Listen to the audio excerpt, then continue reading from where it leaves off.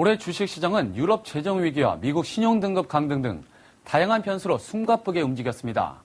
그렇다면 2012년 증시는 어떤 흐름을 보일까요? 김지영 기자입니다. 주요 증권사가 내놓은 내년 코스피 전망치입니다. 최저 1600선에서 최고 2300포인트까지 예상 범위가 넓고 투자 의견도 다양합니다. 다만 지수 흐름은 상반기에 조정 국면을 거쳐 하반기로 갈수록 강세를 기록할 것이란 관측이 많습니다. 내년 증시 전망이 다양한 가운데 대체로 연초에는 보수적으로 접근해야 한다는 시각이 우세합니다. 최대 관전 포인트인 유럽 불확실성이 대기하고 있기 때문입니다.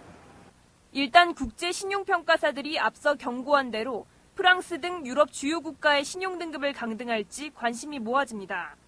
2월에서 4월에 이탈리아 등 유럽 재정불량국의 채권 만기가 집중된 점도 주목해야 할 변수입니다. 유럽 재정 위기를 둘러싼 글로벌 공조가 원활하게 진행되기는 그렇게 어렵다고 보고 있기 때문입니다. 따라서 순환적인 약세장 국면이 예상이 되고 있고요. 따라서 좀 보수적인 투자가 좀 바람직하지 않나 판단하고 있습니다. 그러나 늘 그렇듯 희망도 있습니다. 바로 중국에 대한 기대감입니다.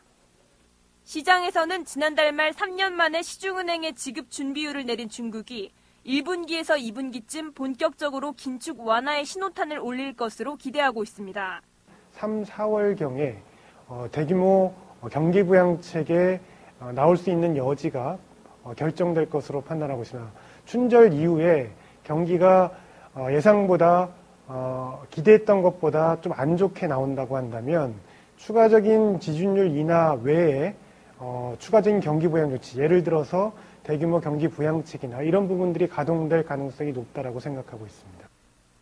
각국의 선거 등 정치 이슈도 시장을 좌우할 것으로 보입니다.